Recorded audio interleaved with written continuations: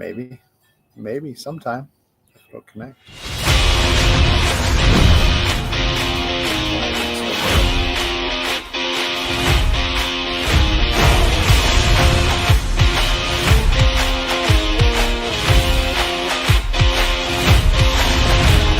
Are you there? Am I frozen?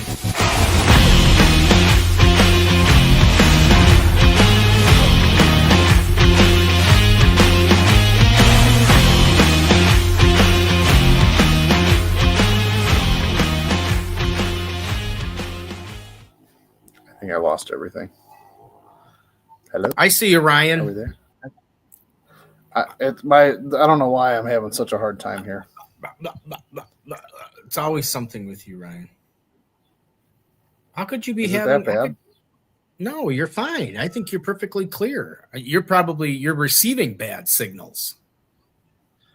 Yeah. I mean, did it do the countdown? Like,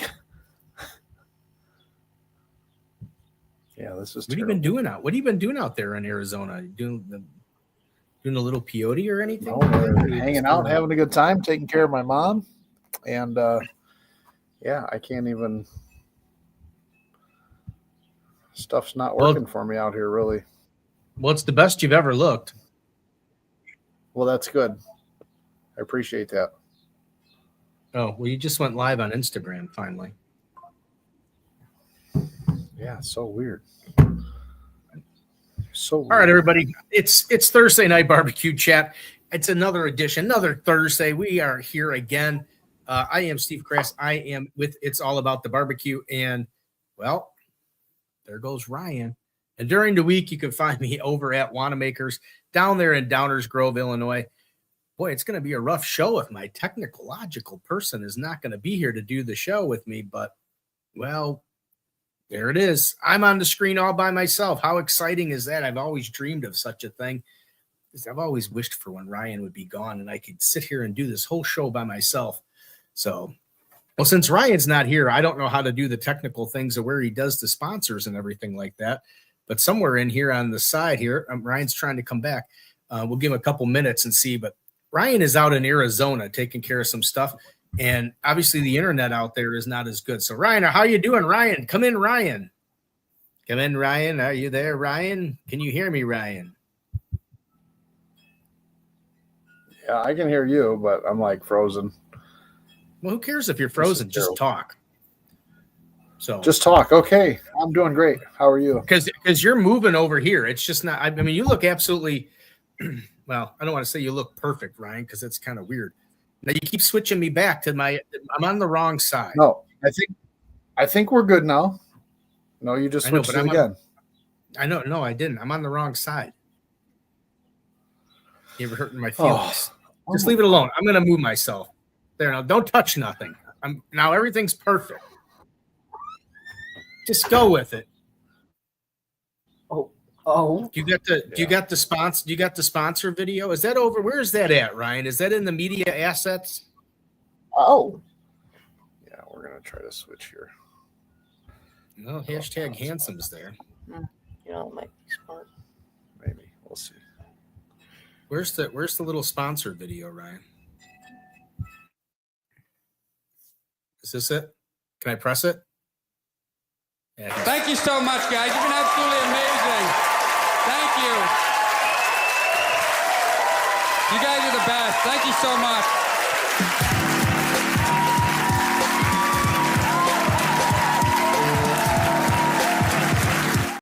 Chat would not be as exciting as it is today. So I'd like to give a big shout out to the OG Bandits. They are sauces and rubs. You can find them at your local provider of barbecue supplies, or if not, you can go online to places like probably the Barbecue Pro Shop or barbecuesuperstore.com. You could probably find them there. But as always, try to get there local first. My good friend Scott over there at Spitfire Grills and Steak Ager. Check them out. It's a neat grill. It's also a neat way to age your steak, so you can do that. Get over to Marble Ridge Farm. Check out their website. You can order any kinds of steak and meat and get them shipped right to your house. How could you ask for anything better than that? And then my good friends over at Meatwood Systems. That is a distributor of Southern Pride barbecue products. And if you need any kind of Southern Pride equipment, please reach out to woodfoodsystems.com. And we got a bunch of them. Now we got a lot of sponsors now. That's almost like we got a lot of them. And our good friend David over there at Melinda's. So go to Melinda's Hot Sauce, get yourself some, get into a store, pick some up. They are absolutely amazing as far as flavor and everything else. You cannot go wrong with Melinda's. And finally, our good friends over at Smoky Woods. It's a great type of wood. I'm going to tell you right now, with the chips and chunks and everything from Smoky Woods, you can do the best thing is that the chunks are all 2x3. They're perfect all the time. So if you do a perfect cook and you put in 2 chunks of cherry, the chunks are always the same time after time. And now, next to me, back, #handsome, and the chairman of the board, Mr. Ryan Hoagland, Barbecue, Blackstone, and Beer. How's it going, everybody? Sorry, we were outside trying to live up the sunny weather of Arizona and just weren't connected to the internet very well. So I don't know. I can see me. I hope I can see Steve, but he's kind of like frozen. That's okay. So no, we're all good. Yeah. Everybody's moving. Everybody's grooving. I actually found the sponsor video. We actually played all the sponsors. I was just rattling off some info for the sponsors while you were in the midst of trying to do whatever it was that you were doing and moving inside. So, but Ryan, welcome to the show. It's always good to see you on a Thursday night. So I'm always welcome. Okay. I already said. I said #handsome, but Caden, the masterful, wonderful son of Ryan, is now gone, just like that. See what happens? Too much good-lookingness, and you get kicked right off the air. That's why my picture is always on. So let's do last week. Last week we had the steak champion, Karen Wright, on, and last year's steak champion, Chris Lytle, on. This week, well, we got a bunch of, good friends, and they went down there to Dallas, and they did some good work. And I should get up here with a comment so I can see, because people have actually commented. I can't get it to work. There it is. Went down there to Dallas and did some good work. And that is the Smoke Freaks. I've been following them for a long, long time. And they are good friends. And it was good to see familiar faces on the stage. First started out with Ann. She ended up being the points champion for the state of Indiana. Congratulations to that.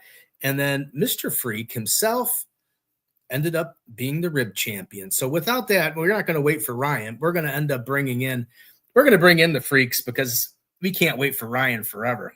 Brian, good to see you, and great to see you. Congratulations to both of you on your accomplishments. I'm glad we made it in here. Yeah, right. I mean, we have good internet here in Indiana compared to Arizona, apparently. Apparently so. Cedar Tucky internet rules. Yeah, right. I mean, Illinois seems to be doing really well too. 2 streamers, 1 house. Yeah, right. Let's go through some of the comments we got here. We got Richard C says, "Hey, Steve, hello." And then what is it? Robin and Crystal, they are from Alabama. Nice to see you guys. Thanks for signing in. And then Richard C says, "Hey, Ryan, put the margarita down." That's probably what's happening over there. Terry White says, "Good evening, everybody." Cindy says, "LT to the rescue." West Side. Cool kids. How's that going? And then Griddles and Viddles is cooking right now. Came in to say, "Hey, nice to see everybody." And then Cindy also gives out the big howl to the Smoke Freaks. Brian, I'm going to switch sides with you because I like to be on this side. All right. Hey, whatever. I don't know why. Happy. I don't know why, but I like to be on this side. I think it's the way you know how you get that, like you're looking at a camera the wrong way type of thing, and like you're always like looking to the side. When I'm on this side, I spin my camera around so everything will be mirrored backwards. Yeah. So, hey guys, what happened 2 weeks ago? I mean, you guys did pretty well because, well, Ann, let's start with Ann, I guess. Not only were you the point champion, but both of you guys did well in steak. Let's start with the steak activity. You guys both did well with steak, I think. Yeah. Well, I didn't do well in steak. This Freak, this is all you. This was hey everybody, Ms. Freak here. This was our fourth appearance at Worlds for the State Cook-Off Association. And after qualifying for 3 times in the past and not making finals for steak, I had a huge goal going into this particular world championship. I wanted to get my butt on that stage. So we cooked steak on Saturday. That was the qualifying round. Brian and I were in different groups. And we had already had the rib finals the night before, and I ended up making steak finals. So huge goal accomplished. That was quite a moment to be on stage. And the night prior, I had made rib finals. So I was going to be cooking in 2 of the finals come Sunday. And that was beyond my wildest dreams. Truly, truly a pretty cool moment. That is pretty cool. Way to go, Miss Freak. Yeah, way to go. I mean, you kind of, I mean, I guess in a way you kicked Mr. Freak's butt for the weekend. I mean, because you made 2 certainly finals. did at stake. I did not come close to qualifying. I wasn't last, but I wasn't all that far from it. Missed my doneness somehow. And, got a 47 there. So, out of the running instantly on that. So I was stoked that Miss Freak gave the Freaks a shot at Glory and Steak. I'm always rooting for her, even when I'm competing against her. I've gotten used to her pretty much kicking my butt because she is a better steak cook. There's no doubt about it. If I were going to take a trimming class from anyone in the world, it would be Ms. Freak. Unfortunately, I get to do it at least once or twice a month. You're not learning. I mean, you should be in the finals as well. I mean, it should be a 1-2 finish then, Brian. If he had been in the finals two well, of last year, I think. years. Last year, yeah. I think You were in steak final. I thought I saw you on stage at the steak finals last year. Yeah, I've qualified for finals twice in steak. Ann and I have only gone 1-2, I think once, and that was back there. The yellow signs, Illinois. white. Yep. Yeah, That's the only time we've gone 1-2. It's always our goal, though, when we're out competing against each other, is either a perfect tie for first or, at least go 1-2. But it doesn't often work out that way because, let's face it, it's people who do this stuff, they know what they're doing. They all know how to cook. And to end up at the top of any competition, much less a world championship, everything's got to fall into place. You've got to cook lights out. You've got to have great product to start with. And you got to have a little bit of luck just to, get that magic at the end that puts you in front of the right judges at the right time where they're going to give you their best possible scores. That, of course, is where Lucky Lighter comes in. Lucky Lighters. Lucky Lighter, that's fire. They are fire this year. Apparently, they're extra lucky in their 9th edition. And hunt us down, y'all. Whoever's on the call tonight, find us out there somewhere. We'll be in Franklin, Illinois next weekend, I think. That's Franklin, Wisconsin. Franklin, yep. Wisconsin. Yep. Somewhere. But hit us up. We got lighters. We got a couple hundred more to give away. It was a super lucky. Didn't you just introduce the new Lucky Lighter at the Worlds? I thought I saw the post. That's been our tradition of late is to roll them out at Worlds. And that way you got a whole bunch of lucky people all together. I think we've had 4 world champions in a row, haven't we, Ann? We have at SCA Worlds. So that have used the Lucky Lighter to light their fire on finals day. So definitely get one if you can. I like to say that we either give out a lot of lighters or know a bunch of badass cooks, and I think it's both. So it's both. You want one of these. Just so in case anybody's wondering, there's Ryan. He said he will be there and be here in the comments. So he'll be there in the comments. He went to Culver's. I know what he's up to. He's on his phone commenting in while he's in the drive-thru at Culver's. Hey, are we allowed to drink beer on this show? Sure. I mean, it's barbecue, beer, Blackstone, all that. Barbecue, right? Blackstone, and beer. Yeah, that's good because I got the champagne right here. Yeah, no, that's perfectly fine. Yeah, no, this is Ryan and I came up with I came up with the show, and then Ryan and I kind of do it together as a great team. And it has nothing affiliated just between us. So there's no you're free to cuss and swear and. I'm not going to do any of that. So you got a clean image to maintain, Mr. Clean and Mr. Freak all at the same time. But hey, what are we going to talk about tonight? Well, first I got to ask you a question though, because I mean, obviously, I know you are a very experienced cook, and I know you would never turn in a steak that's not done.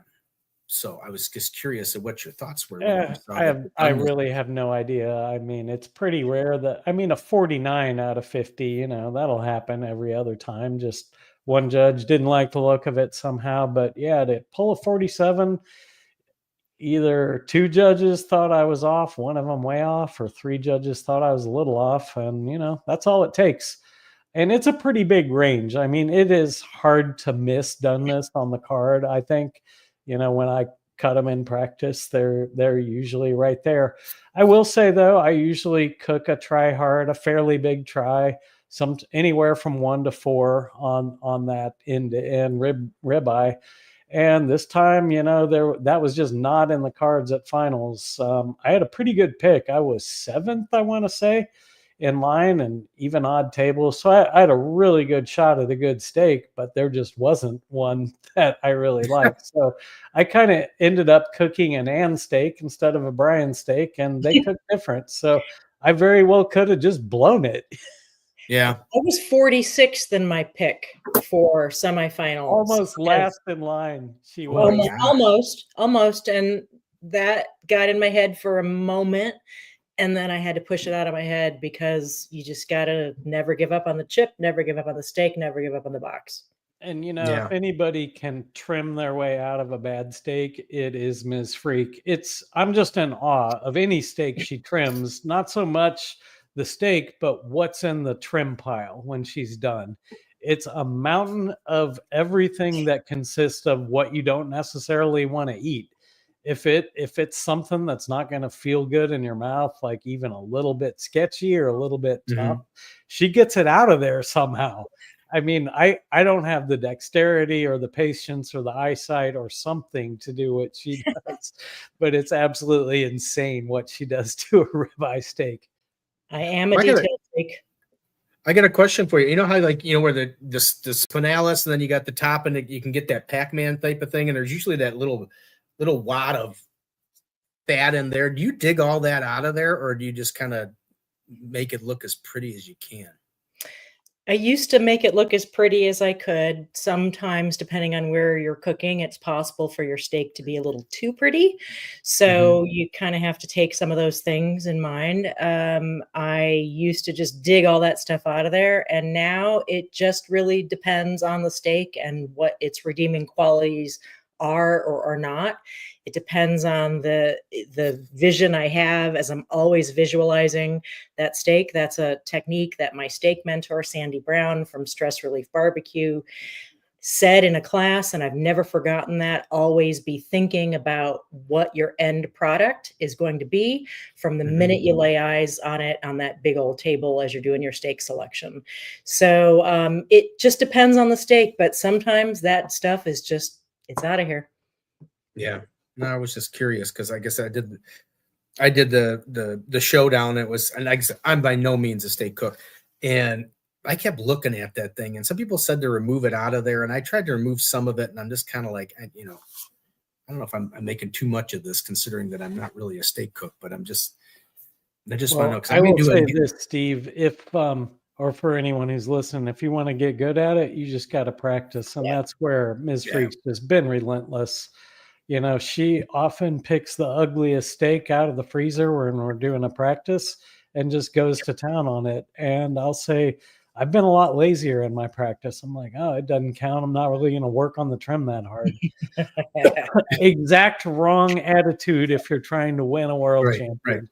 Yeah. No, I can agree. I mean, because I was cooking with Scott from Spitfire Grills, and I thought we were doing a great job. I mean, I really thought we were doing so good. And then I needed something from Chris down at Collinsville. I needed his thumb grinder, because he said I could borrow it. And I told myself I wasn't going to get that excited about the whole thing and do thumb grinder thing. And I walked down, and I walked down there, and I saw his steak. You can't cook without a thumb grinder. What are you talking about? Well, I mean, I didn't stand a chance in hell of doing anything. You need a knife, a thumb grinder, and a cooler, and some string. Yeah. Well, this was kind of a last minute. I was kind of put into the show. I shouldn't say the showdown, but the actual state competition to get to the showdown. Pretty cool, by the way. I think that's so cool. You've I hosted thought it was. classes and now you're cooking. I mean, look at Yeah, you. I thought it was kind of he surprised me with it, and I'm like, well, what do you say? You can't say no. It's like you're not going to win, but I mean, hey, any given Saturday or Sunday, you never know what could happen. And I'm just like, yeah, but it's just the whole fun of it, of getting in there and doing the whole competition thing. But anyway, so I walked down and looked at Chris's and he had just won the Rhinestone on the Friday, and Yeah. I went and looked at his steak, and I was just like, yeah, Scott and I ain't doing nothing, because it's Chris's. His was like perfect, and he's got that. He uses like that sausage wrapper banding on it instead of tying it with a knot or so. He's got some weird thing, and it was so perfectly cut, and I mean, perfect lines. It looked like perfectly smooth. I'm like, I want to hear more about the sausage thing. I'm trying to shake here. oh, I don't know what it's like a rope. It's like instead of doing the string, it's like he cut it off of a sock, almost not a sock, but a thing that they would put over salami yeah. I mean, it was like a weird looking thing, like a mesh thing, kind of. Yeah. All Instead right. of tying it, he had that around it. It was actually pretty neat. I'm probably giving away sorry, Chris, if I'm giving away a great secret. Sorry, man, but I get it. If someone dangles a worm, I'm going to go after it. Yeah, so. he seemed pretty. I mean, reach out to Chris over at Code 3 and ask him what it is. But it was the coolest little thing. Cause I'm like, well, hey, I just got a little string. Why do you got like this little like mesh thing going on? Oh, that's like, and it almost looked like something like if you go to the deli and you see the salamis hanging and it's got this, the cord wrapped around it. That's what it looked like. And I'm like, well, look at you. You got to figure out what works for you. Yeah. I will say though that in the SCA steak game, you can get a 50 in appearance a lot of different ways. It doesn't have to be a perfect egg-shaped steak or, sometimes looking a little bit more like an actual steak is a good thing. A little rough, a little. Depends. It just depends. It depends. I mean, well, you guys have been in it long enough to know. I mean, it comes down to what that judge is going to look. I mean, every single judge, even though they're kind of they're training and all this other stuff. I mean, everybody's got their own, to me, the hockey puck steak is, if it has a little bit of a shape to it, to me, I'm like, well, that's a perfect looking steak. Round is not, unless it's a fillet or something, is not like a perfect, real steak. So, yep. It's incredibly hard for 5 judges to agree on what's the best entry at a table at any barbecue event. And I've only judged a little bit, but I was really surprised at the differences between the panel. Ann and I were lucky enough to be assigned to the same table when we most recently judged. And she and I were very close on what did we think was best and what did we think was worst at any given round. This was at a KCBS event, but the other 3 people sitting between us, or 4 people, they were all over the map. And it was just surprising to me just at, what people liked and what kind of turned people off. Raw chicken, by the way, turns off everybody though. That's one thing we all agree on. Don't do raw chicken. So I got to ask you both, since you did the steak thing, did you guys do practice? Did you do practice steaks? Karen last week says she doesn't do practice. It's just like, boom, that's it. No practice. Yeah, I always do practice. Back in the early days of SCA for the freaks, Brian and I, when we first started doing SCA, we would use one grill. So I would cook and then he would go, or vice versa. I don't even remember. And for a detail freak and a control freak, that's really hard to not have my own setup, right? So once we added the second M grill, and all of that was, on me, that certainly made me, I think, a better cook, doing all of it. And most recently, Brian was, so when you're sharing a grill and somebody gets the practice, somebody doesn't, based on the way we were lighting the charcoal and the lifespan of the charcoal. So you were kind of nice about that, Brian, and would often give that to me, and I would take that for sure because I really wanted it, back to the point that you made earlier. Most recently, Brian was traveling before Worlds for a couple of weeks, and I continued to practice totally solo while he's out of town, and those couple of practices before Worlds were really good for me really good for me. I had everything kind of set in my flavors. I had set my flavors. I was, going through the mechanics of my cook. I dropped my steak on the floor. It was still in a foil packet in my own kitchen. Never have done that before. So I realized why that happened. Now that'll never happen again. Glad that happened at home.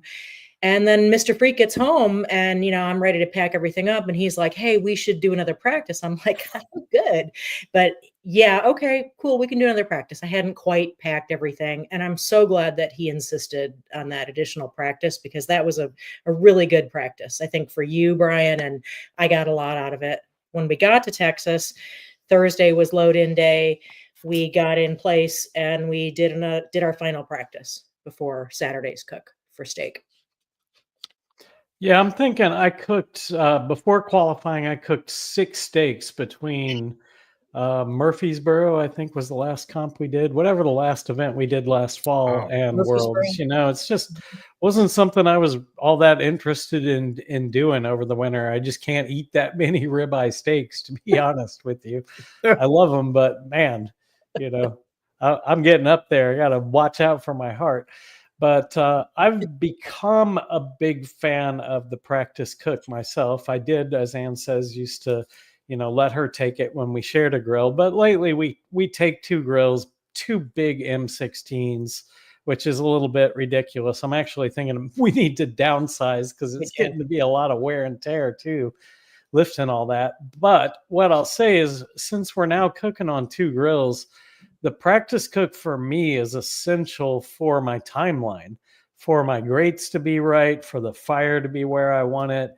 I mean, I suppose I could just light the fire early and skip the practice cook, but the coals are just perfect for my turn-in cook at the time I want them to be. And I've got this practice cook. I've got 40 minutes to do this practice cook, so tons of time. And frankly, I think the grill grates are better once they've had a steak on them. Yeah. Right. Whether they're brand new grates, I mean, not brand new, but relatively new grates, or well seasoned ones. Getting a steak on there first before you do your production one, I think you just get better lines, and the grill one runs a little better. You just gotta do what works for you. But that's my timeline. Well, and that was always the thing that, you mentioned Tim and Sandy's class, and then I think you guys were at the one at Wanamaker's with Johnny Joseph, and that was always their thing. I mean, they can teach you things, and then you got to, then you make it your own. And yeah, I mean, everybody's going to have their own way of doing their little tricks. Much of, I think, all competition cooking, but even more so in steaks, so much of it is about mindset and focus, and your ability to really hold that focus for a super concentrated time, because steak, more than any of them, is about the detail. I mean, Right. your window of doneness is tiny, your margin for error is tiny. Everything's got to be just right to, really to produce what we're going after anyway. Right. So, I think you've got to do whatever works for you, exactly like you're saying. For me, the practice cook really helps me get that focus, because I'm bound to be a little sloppy on my practice, just because I'm not doing it week in and week out anymore. When we'd practice once or twice a week before an event, when we were much newer at it, I just felt like my muscle memory was a lot sharper. And now I've gotten a little bit loose. That practice cook helps me get it together. So then you both recommend that you obviously I guess you are right. I mean, having just done it, and obviously my practice steak was my very first steak ever in a competition type of setting. It kind of helps you get some of the. It's also easy. It's easy to do the practice steak and feel good about, okay, my lines are nice and my timing, and I cut it and I think it's good. I like the way it tastes. I'll just roll right into my production steak. But it takes a little discipline to stop after your practice cook and take a step back and think, what just happened and what did I learn? Did I learn anything? Hopefully I did. How did that steak perform? Every steak is different, right? How did the weather, the humidity, the wind play a role? How did my lines, the color? Yeah. How did my steak you rise? can adjust? Yeah. Yeah, you can absolutely make adjustments. And you know, What do I pull based on how the practice one performed? All that. yeah, and not all steaks rise the same, certainly. I mean, weather has a big impact, but I think the meat itself and whether it's been frozen and how aged it is, I think all of those things have an impact on how a steak is going to rise between, let's say, your target to get it off the grates is 133, for example. How much is it's going to rise and what kind of conditions you got to keep it in to get the rise you want. That's really, for me, what's most instructive in the practice, probably. The other stuff is just about timing and, my preference for having a grill that had a steak on it 10 minutes earlier. Right. Well, moving from steaks, I didn't realize, Anna, you were in the rib final as well. Now, Yeah, I'm accustomed to Mr. Freak's ribs because I've had them at the Winter Burn and other places, and they're spectacular. So I was kind of excited to see you won because it was like, to see you on a big stage like that was like about time. But So how did you guys? Did you guys use the same formulation? Did you?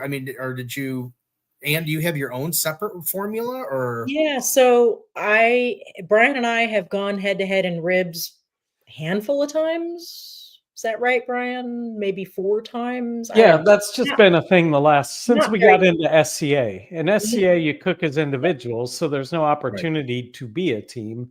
You can help each other out, but we compete head to head in SCA. So yeah, we've done it about 4 times. When ribs, a handful of times, and everything I know about ribs, I give Brian credit. I've learned everything about ribs from him. I like to say that everything I know about pork, I've learned from J Bob from Steamboat Barbecue, and Wheaton. So I've had a lot of, and I'm a curious, kind of person, but I take all that, and a lot of our techniques are the same. We both cook on the same style of cooker, the Hunsaker Vortex smoker. He gets red rum, I get Pam, the Alpha Pit.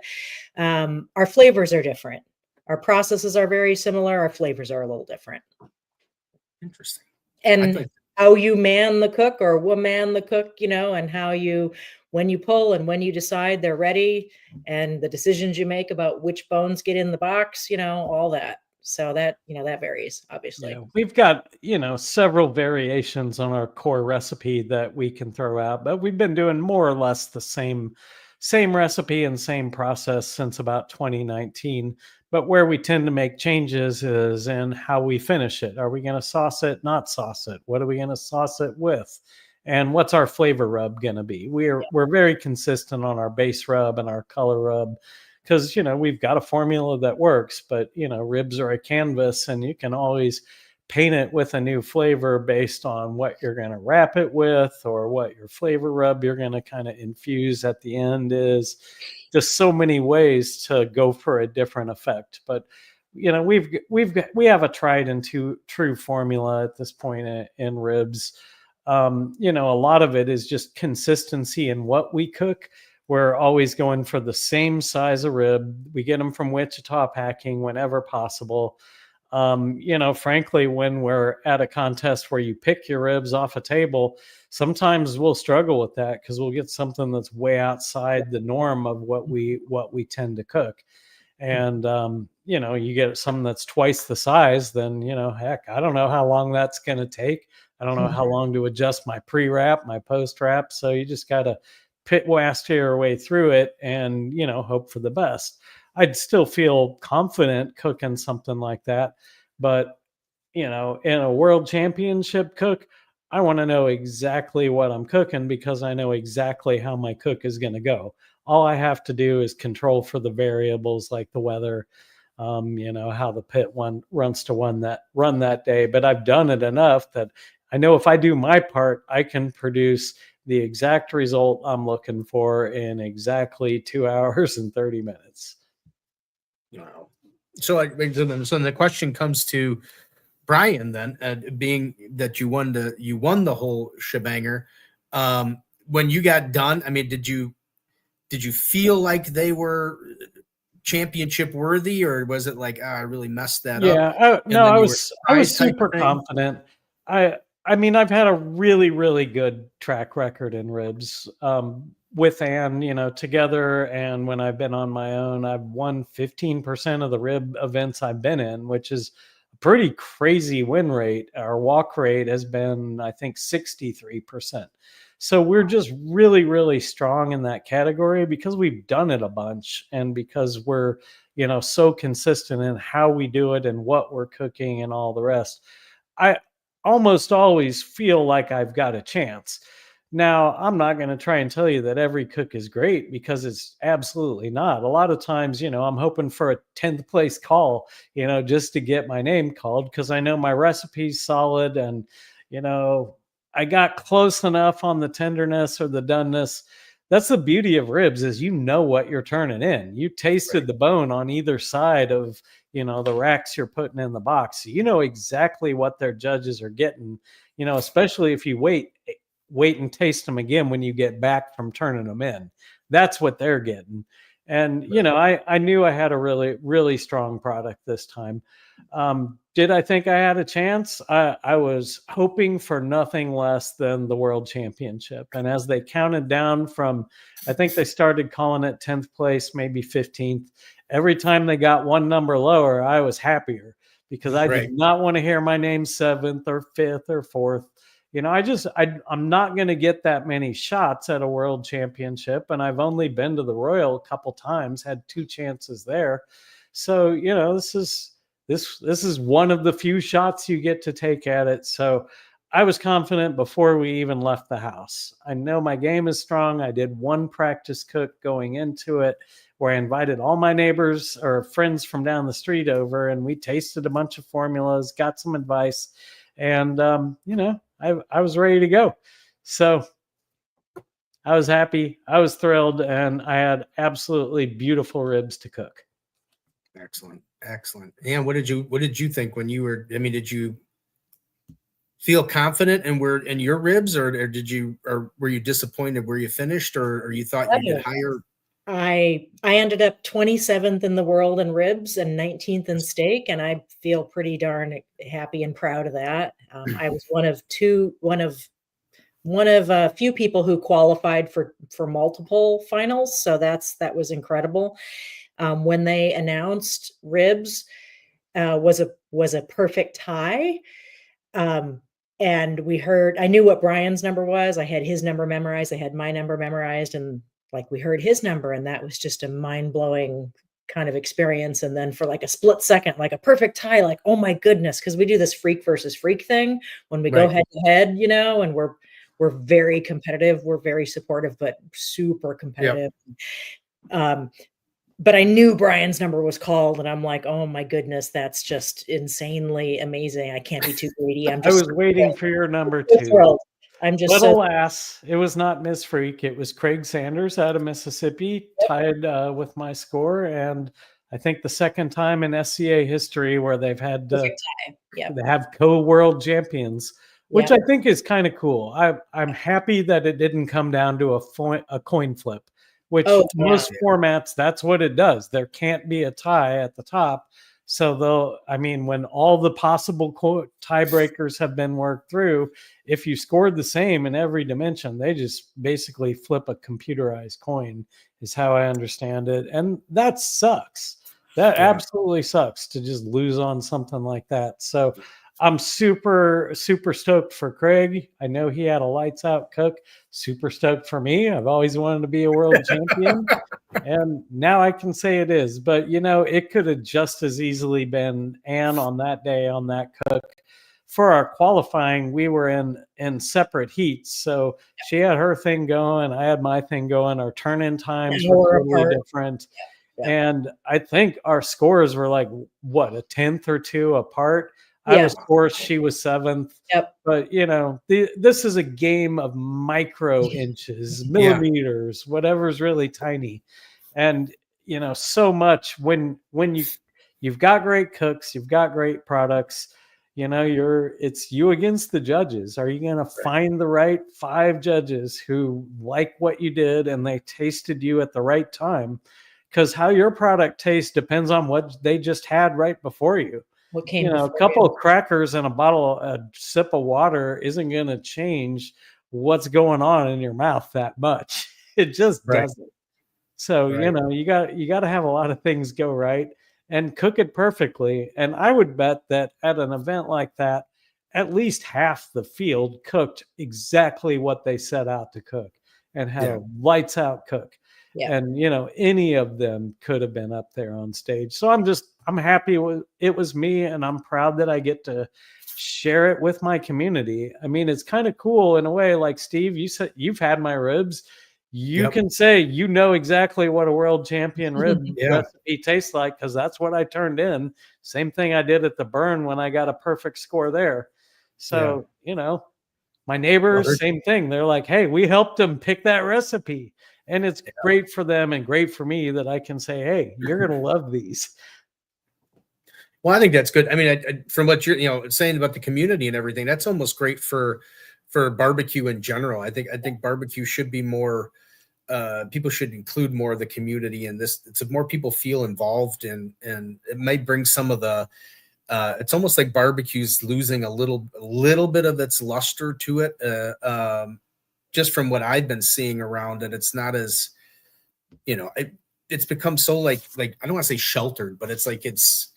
I think of the days back in Westmont and all this other stuff, people were really excited for it. And now it's, obviously you're never supposed to give anybody food when you're there, but it was just always, people would sneak food and this and that and all this other good stuff. And I love giving away food. I don't care what the health department says. If you see me at a competition and I'm done turning in, I'll give you food.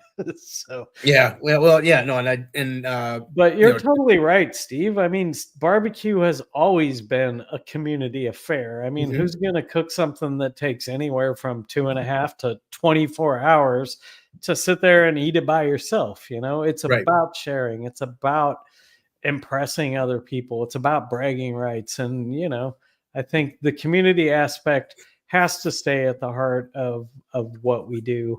And competition just makes it a little awkward, but I'm really happy to see that there's some other formats that are trying to find ways to involve the public more. And, it's just, I think it got weird when everyone went in their trailers. People start showing up at events with, giant RVs that are basically a house on wheels, and you don't see them very often unless they're outside open in the pit for some reason. Right. So, right. Well, and that was, that's what obviously you guys have been to the burn, and I always thought that was one of the neatest things. It's such a great event. Is that the extra barbecue that's left over, they collect a lot of it, and then it's shared with everybody at the people there at the event, so that they can experience the flavors and the taste that the judges had. And I just think you go to things like the Royal. I mean, they're all cooking so many extra briskets and so many extra pork butts and so many extra ribs that you're just hoping that the stuff that they're not using is going somewhere that, for people to enjoy or something. I mean, I'd hate to see it just go to waste somewhere. But I tell you, our KCBS days, God, we just gave away so much food because we cooked so much. I mean, we never cooked more than one brisket for an event. I'm sure people still do, but man, that's baller if you can spend $600 to enter a brisket category where first prize is 300. Yeah, right. Yeah.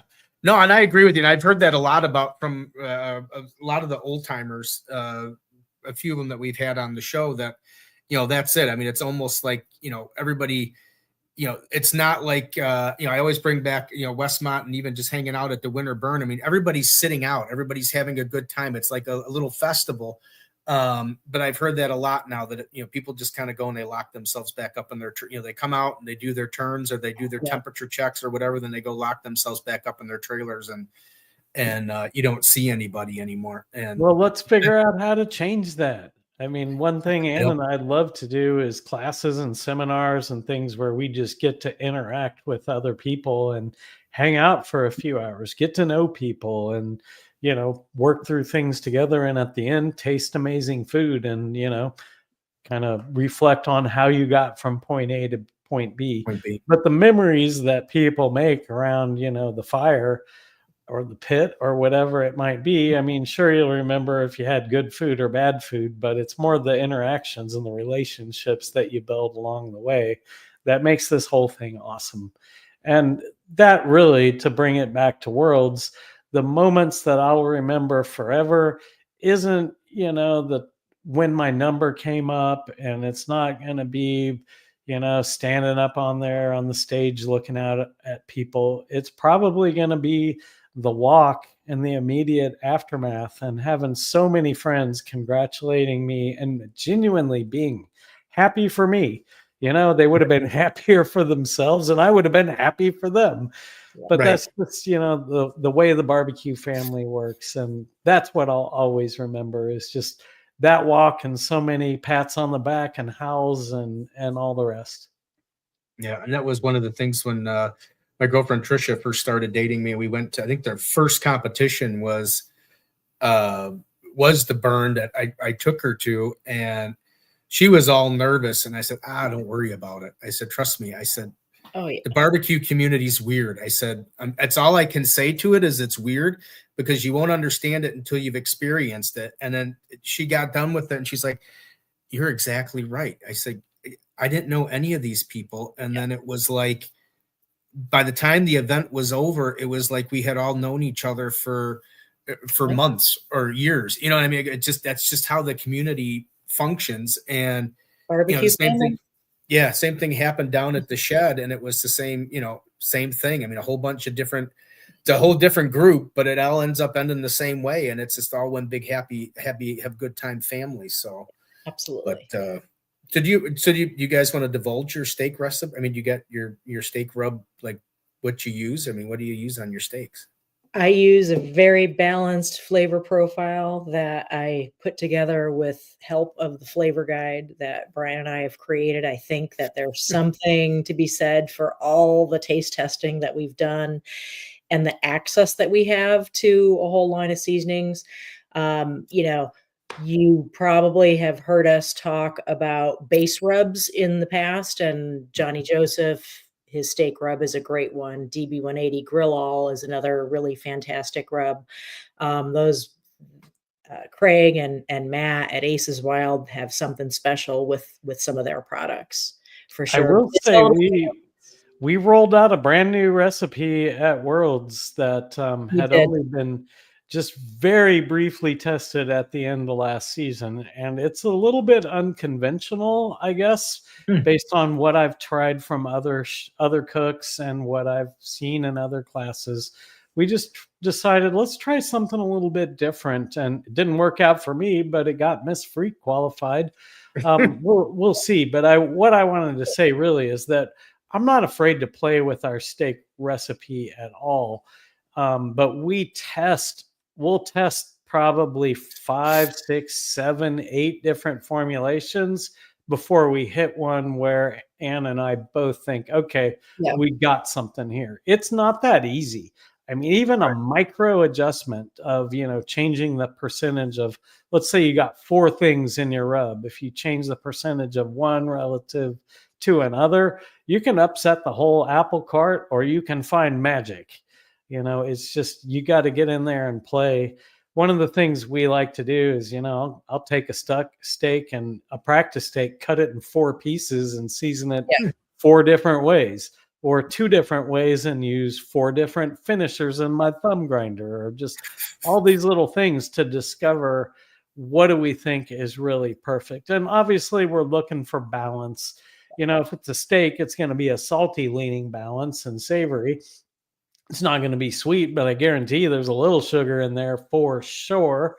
And if I'm cooking ribs, well, I mean, salt and ribs don't really get along that well. You need just a little to get them working the magic in there. But then I'm leaning into sweet and savory and trying to keep my salt to a minimum. Yeah. Well, since Ann mentioned the flavor guide, because I think it's a pretty cool thing. Why don't you talk about that? And I got to ask you, though, I mean, how do you guys physically taste? I mean, are you putting them on something to taste it, or are you just like tasting it in your hand? We test 3 different ways each seasoning. Everything is blinded, meaning we don't know what we're testing. So here's I see. A476. We collect 24 data points on each seasoning.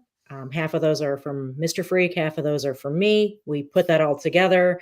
We have discussions about each of the data points, including cooking with it. We take a big old pork loin, we cut those into steaks, and those pork chops are basically our vehicle for flavor delivery. Why that? Because it doesn't really taste like anything. It really allows the flavors to shine. And we think that cooking with the flavor is really, really critical to understanding how it's really going to perform. There's something, you can taste something out of the bottle and get a vibe. And that's one of the ways that we evaluate the seasonings, but it's not the only way, because when you add fire and you add fat, something happens. And that's where a lot of the magic comes in. But this stuff in these bottles that says it's barbecue rubs or what steak rub or whatever. And, a big kind of aha that I had early on was it says that, but at the end of the day, it's all just seasonings in a bottle. Right. So don't take it so literally that it says it's a barbecue rub, because throw that on some cottage cheese or some popcorn and, cantaloupe or whatever, and you're going to probably have a fun time with that. Can I present one of these, Steve, so people know what we're talking about? Yeah, no, feel free to put it up. Let me share a window here real quick. Yeah, if you can get it in there, go ahead and do that. Yeah, because I think I can do that here. I'm not technologically anything, so very cool. All right, so you may have to do something on your end to allow it to show. There it goes. There you go. Here is a flavor guide, and for those who aren't aware of it, basically this is something we produce online. We license it to publishers. This is an example from Barbecue Pro Shop. And what we do is Ann and I, like she said, decode the flavors by testing it 3 different ways and collecting 27 different data points 24. Between her and me.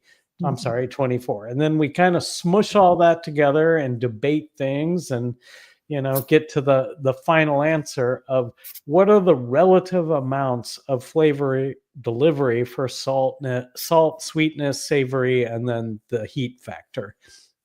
And it's really, really useful when you're trying to balance something out.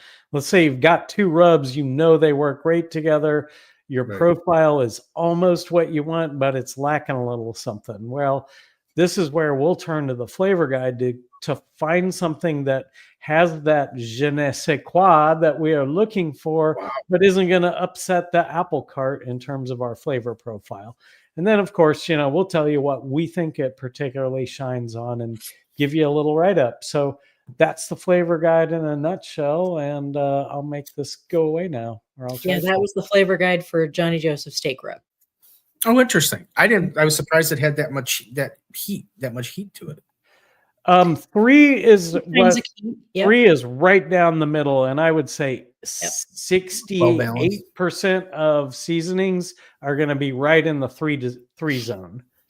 So that's what people are aiming for. You get into a 4, that's when your average person is going to be like, "Ooh, that's got a little kick to it," more than a little. And once you get into 5, that's where only the gluttons for punishment dare to go. And there's not that many 5s out there. That's really reserved for this will light you up and hurt you if you need a milk chaser with this one. Yeah, right. Yeah. Well, I mean, to Ann's point, and I get that obviously in the retail end of it, I get a lot of people because I don't carry too many of the smaller shakers anymore. It's always the 12 ounce, and everybody's always looking at it and they're like, "Oh, what am I going to do with all that?" And I said, it's a barbecue rub. I said, and technically it's a seasoning salt. It's a seasoning. I said, you can use it on anything. I said, you could put it on popcorn. You could put it on, same thing you were saying. You could put it on vegetables. You name it, you can put it on it. And then they're like, "Oh." I would say we use barbecue and grilling rubs every day of the week. And we only cook barbecue or grill maybe 1 day a week. So they're just seasonings. And once you know what they are and what they do, And this is where the flavor guide can really help you. I mean, anybody who cooks at home and just grabs seasoning out of their cabinet to use knows how things like salt, garlic, which is savory, and peppers, which are spicy. They know how to use these things. And rather than reach for 5 or 6 bottles, if you know what you can have 10 great barbecue and grilling rubs, and that's about all you need to get through life. Really. I mean, I use actual salt and pepper very infrequently. All those raw finishing salt. That's it. Salt-based stuff. If there's a recipe that calls for salt and pepper, some of the time I'm using that Johnny Joseph steak rub. Now that doesn't look anything like salt and pepper. It's got some color to it, but I call that a red egg all-purpose rub. Yeah. You know, it's or a white all-purpose rub, you know, in place of that. If there's something that calls for salt, pepper, and garlic, which is an onion powder, which is, you know, a lot of recipes, that's, you know, Blanco. Or pretty much all of them have salt, pepper, garlic. Maybe I mean, I guess the only thing that's great about them, you know, you know, obviously steak's going to probably be a little bit more saltier and pepperier. Absolutely. Your ribs, you're going to probably get a little more, you know, you're going to be heavier on the sugars than you are, you know, so that, I mean, that's basically all you would really need to, depending on the meat that you cook. If you're going to use it for something else, that's all you really, I mean, something that's for, you know, pork or something might be a little on the sweeter side, where beef will be more on the saltier side, and you can run with it from there. But yeah. And a lot of products that call themselves steak rubs, those are almost always fantastic on pork, as in pork chops, or salmon, like a cedar planks piece of salmon with a steak rub. Eggs. And, you know, you have to always good in eggs, always good in chili. Maybe you vary the amount of, you know, seasoning that you put on a particular protein. Like some fish proteins are a little more delicate, so maybe you'd use a lighter coat, but everything is very, very interchangeable and very, very flexible, very versatile. Yeah. And it's, you know, especially if you know how the chemistry of cooking works, if you're cooking at super high temperature, well, you're not going to reach for a super high sugar rub. You're going to want lower sugar content. A little bit's good because you'll get that color and that caramelization. But if you get too much and you're cooking at 400 degrees, your whatever you're cooking is going to turn black after a while. Right. Because you'll burn all the sugars up. Yep, exactly. Yep. And then you've lost the magic of what the sugars give you taste-wise, you know, once they turn bitter. So they give you a whole new magic. They do. New magic that's not very good. Black magic. Black magic. So you guys ever thought of going to the shed in January, or is that just not like in the schedule, or have you been there? Or I was there in January, but I was on a road trip from somewhere in Texas back to we've got a business that operates in that part of the world. Yeah. Houston, Texas, Dallas, and coastal Alabama, Pensacola area. So I drove by, I stopped, I checked it out, but there was no competition going on. I would love to go down there and do that event. On the other hand, you know, it's early and it's snowy and it's a challenging time of year. Yeah. I'd love. It's a fantastic event. We've heard nothing but amazing. If I could fly there and do it without having to drive a trailer across potentially a blizzard, I'd be all over it. But yeah, I need to just suck it up and sign us up, and we'll probably show up there. I can see it. I can see it from your standpoint as a competition, because like that was my thing. When, you know, we signed, you know, we didn't sign up. I mean, we made reservations to go because I was just going to go be a spectator and just video and do all that kind of other stuff. So I signed up in October. I got my cabin, and lo and behold, I mean, as you know, Mr. Freak was just saying, I mean, luck of the draw. It was, you know, if the showdown would have been a week earlier, I mean, we wouldn't have been going, because that's when there was that massive snow through central Illinois. Yep. You know, because even Trish was like, she's like, you want to go? And I'm like, no, I'm not. I mean, we're going to just watch a competition. I said, I'm not killing myself through, you know, 7 or 8 inches of snow just to get down there. And even coming back from Fort Worth, we we de-winterized to go down the RV, the Volkswagen. And then when we got home, well, that's a whole nother story of some problems that we're having. But then we had to re-winterize. Well, excuse me, Mr. Freak had to re-winterize. Thank you, Mr. Freak, because the temperatures were dropping, and now it's going to be like 70 something in a couple days. Right. So, And then it's going to be down to the 40s and 30s again. it's crazy. Yeah. But hey, Steve, if I'm hardcore, I'm going to find a way to get there. And I'm just not that hardcore anymore. That time is Well, I just thought it was I just thought it was a very fun experience, and the cooks that are there list are amazing, and it seemed like a freak event, and I was just curious that it's got freakage all over it. Yeah, for sure. Yeah. And and we could probably pull this off now that we have a southern base of operations. We just need to buy smaller grills and then dump these big ones that we have down in Alabama and just keep them there for when we can do, down south contests. I do really, Steve, want to see more of the world in a barbecue cooking capacity. I've been all over Wisconsin and all over Indiana and all over Illinois and some in Missouri, but I've only really cooked, beyond Memphis. I've only been more south than that a couple of times. And I'd like to cook in the deep south, introduce some of my Kansas City influenced barbecue traditions down there and see how much they ate it or love it, as the case may be. Yeah, different tastes and different flavors.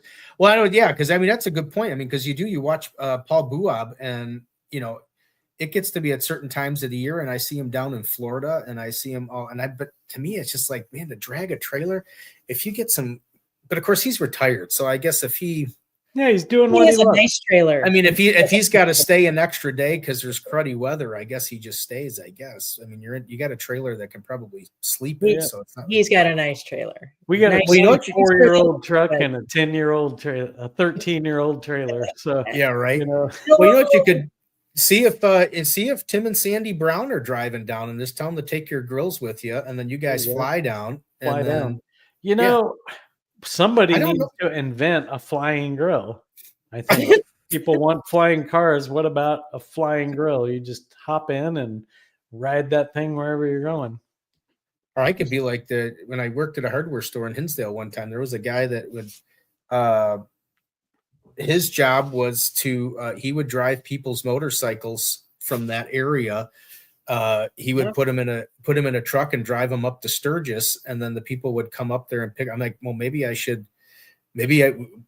could call it the Freak Service if you want. We could just come up with some kind of name and have somebody to drive, and everybody just loads their grills. You'll pick them all up, and then you meet them down there at the shed. And now I'm feeling really lame because I remember how much I used to make fun of people who'd put their bike on a trailer to get it to Sturgis.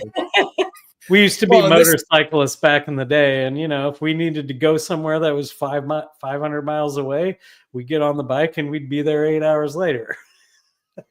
Yeah, well, but now listen to me. I'm talking about it's too hard to drive in the winter to get to Ocean Springs. Tim Brown says M80 is great to fly with. There you go. See, there you go. We are actually thinking about downsizing to M80s just because. Man, the M16 is an amazing grill. I love having all that real estate, and it runs like a beast. However, it doesn't go in the bed of your pickup truck with the cover on it. And, the stands don't fit in any way, shape, or form into the bed. It's just, they're a pain. So, time to get small. Well, anyway, I just thought it'd be a fun event because I plan on going next year, of course, obviously weather related. Yeah. And it'd be kind of neat to see you guys down there. It would be cool to see you there. Well, hey, are you flying or driving? Can you? I always drive. I don't like pull our trailer. Can you pull our? No, you can be on Team Freak. Yeah, my little Bronco. I don't think would take a trailer very well. It says come on, we use our Palisade to pull our steak trailer. The little trailer. It's just a little trailer. Little howler. I don't think I've ever towed a trailer in my whole life, and I think it would. Probably didn't even have a hitch on there. Okay, so it might be better if I drive the trailer, which is not saying anything. Yeah, I think I would be like nervous as all get out because I'm not going to fit through that toll booth. I'm not going to fit. I'm not going to fit. It's swaying. It's swaying. It's Well, swaying. before we lose the complete thread, I just want to bring it back to ribs and say, if you want to cook world championship ribs, come to Rib Camp by Smoke Freaks. We've got 2 of them coming up. Really? My memory is terrible, so I'm going to look at the flyer and go, Yeah. it's April 26th and May 27th, No. May 17th, Yep. right here at Smoke Freaks Howling Central in Cedar Headquarters. Lake, Indiana. Yep. It's going to be a very small, intimate classes, 6 people total. And wow. each student is going to cook their own rack of ribs. We're going to cook. They're going to cook. Wow. They're We're all going going to to do the same process, but we're going to season. do multiple different flavor profiles. People will roll their own and kind of compare how that tastes to the championship recipe we're doing. We're going to do stuff on Hunsakers. We're going to do some stuff in complete traditional naked style on a pellet grill, but it's going to be absolutely immersive and I think an amazing time. And the best thing is you'll never buy ribs in a restaurant again after you've had this class. You would just never even consider it. Mr. Freak's ribs are really good, just to let everybody know. And But, so will yours be if you come to Thank you. Rib Camp. I can basically promise you'll come out a rib badass. You'll blow away everyone you know, and plus you get Miss Freak's championship breakfast. Which, I mean, that's worth the price of I didn't know admission you were. right there. When did you announce that class? I didn't even know you guys were doing that. We're announcing it right now. So, oh wow, there it is. Well, yeah, I'll make sure to look right for it. now. It's going to be great. And more details at smokefreaks.com. Cedar There you Lake, go. Indiana. Terry, I see you. Oh yeah, Terry was. Yeah. Oh, you Terry, get good. You where can are see you the at? comments too. Yeah, Terry says, "Where are you Cedar at?" Lake, Yes, Indiana. More details at smokefreaks.com. Yep, from downtown Chicago on a Saturday morning, which is when this will be. We'll start at like 8:30 in the morning. These are both Saturdays. And we'll probably wrap up around 1:30, I'm guessing. But it's actually a pretty good travel window. From downtown Chicago, it's 45 minutes to our door. Yeah. So that time of day. Now, you know, some other time of day, it could be way it's a more. whole different. Yeah, it's a whole different. Anything. But it's a beautiful drive. You're going to go through the countryside. You're going to probably see some cows. You're definitely going to see people parking in their yards. And it's awesome down here in Cedar Lake. Come see us. Cedar Lake's not too bad. No, that's a cool class. Now I'm really excited about that. It's going to be a very unique class, unlike any that I think has ever been done before. It's a very unique format. And we've done a lot of classes, big and small, and we love the smaller events where we can be super hands-on because right. My goal is for you to leave this class and to be absolutely 100% confident in your rib cook and be able to throw down an awesome result every time. Now, some are going to be better than others, just like they are for me, because there's so many variables, but you're going to learn to control for those variables. You're going to learn what to look for when you're picking that ribs out at Strachan Van Til or Jewel or wherever you get them from. And then you're going to learn how to basically a formula for having a shot at perfection every single time. So you're going to learn how to know when to pull them and when they're done, and that does not involve a thermopan. Probably the most important thing is pulling them at the right time. And in our process, your window is about 3 minutes. That's your perfection window. So you got to know if you're there or not. So we're going to teach do you guys wrap the ribs, or do you guys do al natural? I wrap. Typically for a competition, we're wrapping our ribs. Now in the class, we're going to do both just so that people can experience and really understand what wrapping does for you and how that works. So we're going to take, how we're going to do that is on any competition rack, you cut off the bottom 4 inches because there's hardly any bones in them. Right. But we're going to rub those up with the same flavor profiles that our students develop, throw them in the pellet grill and just let those things ride at 275 while everything else is going on. So at the end of that, imagine you're going to be able to compare your own recipe you developed, what you got out of it, out of wrapping it, versus what do you get in a backyard style cook that you would be inclined to do every weekend, where you just literally throw them on the pellet grill, set the button, and walk away for 3.5 hours. So it's going to be super cool. That's a cool class idea. And just the whole atmosphere of being at a house and chilling and learning and cooking and eating, and Gonna that be goes right back to. Maybe I didn't catch your little plug there a while back, Brian, but you're right. That goes back to teaching people one by one how the barbecue. That's really community what we're into. function. And we bought this house 3 years ago almost with the dream of eventually opening a bed and barbecue. It's kind of got two wings to it, a lower section that totally needs to be remodeled before this vision comes to life. But it really works out. The guest wing of the house is connected to our garage, which is got, roll up doors on both ends. You go out in our backyard, we can have up to, I think, 25 different smokers running at one time if we really wanted to. So it's really cool. set up well for, we could never have 30 people for an event like this, but 6 is going to be perfect. Everyone's going to be super comfortable and going to learn a ton. Yeah, I would say a class like that. 10 probably to me would be the max that you would even envision. Because I think gaining that personalization time with you guys on how to do stuff, I think is more valuable than just having 30 people that, we're going to run get half attention or a quarter attention. Absolutely. We're going to run 3 or 4 smokers. So students are going to be running their own ribs in their own pit. We'll pair people up and have, probably 2 students per pit, and, they'll be working together to run and manage that and, argue like Anna and I sometimes do if they have to. But we'll have a defined process that everyone's trying to follow. And of course, you've got the experts there to keep everybody on track. But I think what I'm looking forward to the most is at the end of this, we're going to have probably 7 unique recipes that we've produced. We all know how we got from point A to point B, and we're going to compare how do those turn out. And, we're going to judge, and all of us are going to vote on who won the day. Whoever won's going to get a trophy. It's going to be awesome. Yep. Wow.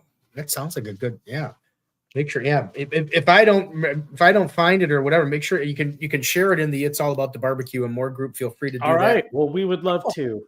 Thank Obviously, you. as you've been so kind as to let me post my stuff in the Chicago Barbecue Society, or is it Chicago Lamb Barbecue? I can't remember how it's spelled. Sharing is caring, my man. Yeah.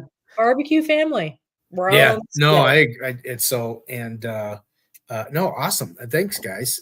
I think that's a good way to end her all right there. Agreed. Thanks for having us on. I'm hungry now.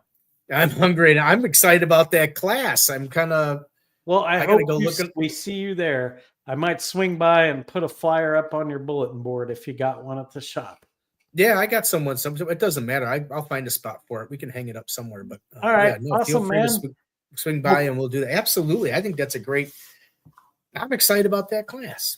Well, thank you so much for having us on your program, Steve. I really appreciate it. I've watched a lot of these, and I always learn a little something. So it was a ton of fun. And Ryan, sorry you couldn't be here, but that just means my picture and the screen got to be a little bit bigger. A little bit bigger. Well, sometimes it's better with Brian's not here, but no, I do miss him from the technical standpoint, and I do miss him. He's my little banter buddy. I had no one to make fun of today, unfortunately. So, but you did a good job, man. You handled the IT just fine. And thanks everybody who tuned in tonight. Hope I see you on the barbecue trail and get to put a lucky lighter in your hands. Yeah, if you can get one, get one. That's all I can say. There it is. It's dark blue this time. If you can get 9, get 9. It's fire. Yeah, I could go run in the kitchen. I could find my when they went to the Tim and Sandy's class, they brought everybody Lucky Lighter League mugs or glassware, and I got. You still have your Lucky Lighter Glass League? Where those are? Yeah, I do. We only made so many, so definitely hang on to that. Yeah. We're down to like 2 ourselves, so he's looking for it. That is a bona fide collector's item right there. It is. Very, very limited edition. I guess it's not in that cabinet right behind him, huh? No. I think we made 72 of those. Whoa, nice. There it is. Only a little. There's a little damage, probably from moving, but there's a little damage. But there it is. We've got. You know the story behind those, like how those came to be? No. I mean, I may So have it back in the day, it's a but COVID story. All right. COVID story. So we had partnered with a brewery out in Wheaton for the second year in a row to make a Smoke Freak special edition beer. We would smoke the malts and all of that, and then bring them to the brewery. And then over a couple months, they'd produce the beer. And this was going to be our second year of doing it and our Lucky Lighter release party. Yeah. And then COVID happened and none of that happened. So We got stuck with all these glasses. we got stuck with all these glasses. So it was really fun to share the love with everyone as, over time with all those glasses.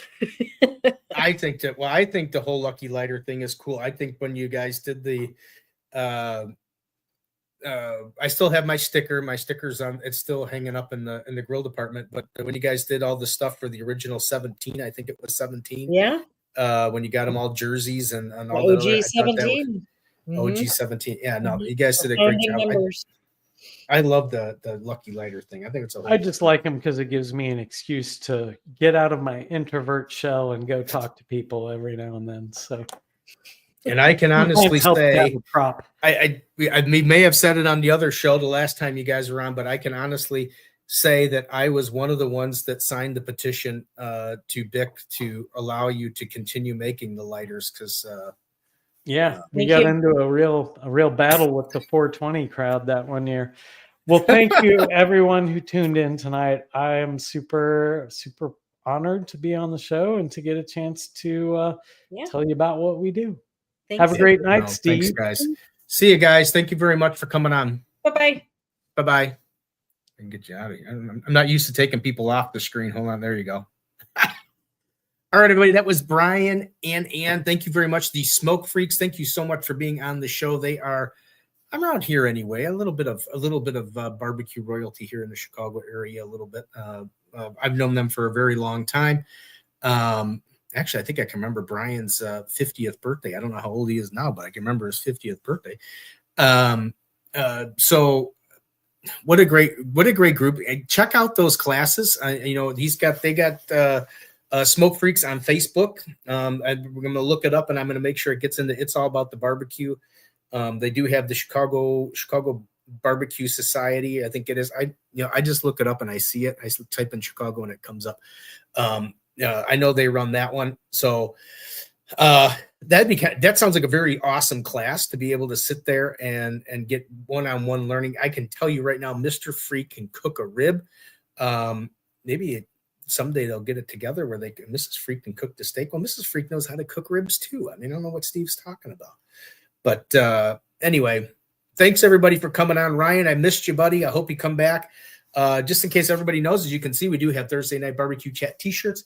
Feel free to reach out on Barbecue Blackstone and Beer and reach out to Ryan and order your t-shirt if you want a t-shirt to help support us, help get the word out, help grow everything, and keep the lights on here. Thank you to all of our sponsors. You'll see them here in the end stream. Thank you very much for that. And as always, let's all be kind and courteous to everybody. Let's just all be one big family and just enjoy each other's company because, hey, we're not all here that long. You never know when the day's going to be, but just be kind of nice to everybody. Everybody have a great evening. Next week on the show, it'll be Easter's coming up, and who better to do Easter than Mr. Harry Sue? We will be on here, and you never know. We might have some attire for Easter, and we never know. You never know what the show is going to bring. But Harry Sue will be on the show next week at 7 p.m. Central, so make sure you mark your calendar. The event is already created, so get there and follow It's All About the Barbecue on Facebook, Instagram, and YouTube. The same with Barbecue Blackstone and Beer. You can find us on all of those. And you can see us live on Instagram, YouTube, and Facebook. And we also replay on Spotify. So if you do, I can tell you right now, I know it's my show and it's my own voice and everything. It's fun listening to it on Spotify as you're driving in the car. And I'm listening to the show I actually did. Well, anyway. But anyway, follow us on Spotify. Listen to us. Enjoy everything. Barbecue is fun. Barbecue is family. And let's remember that's what it's meant to be. It's just meant to be have a good old time. And yeah, I know there's a competition involved in some places, but hey, barbecue is good time. It's good food. And we'll see you all next week. Ryan, You need to be back, buddy. You need to be back. I don't know how to work anything. I don't even know how to end the show. I'm just kidding. I do know how to end the show. All right, everybody. Have a great week. See you next week on the show. Sorry I didn't get to some of the comments. Trying to go back and forth. Ryan usually does the comments, and I kind of forgot a little bit about getting to some of the comments. But thank you, everybody, for signing in and watching. And then again, thank you to Brian and Ann, the Smoke Freaks, for your time. And look forward to crossing paths with you again. See you, everybody. If I can get this to... Thank you so much, guys. You've been absolutely amazing. Thank you. You guys are the best. Thank you so much.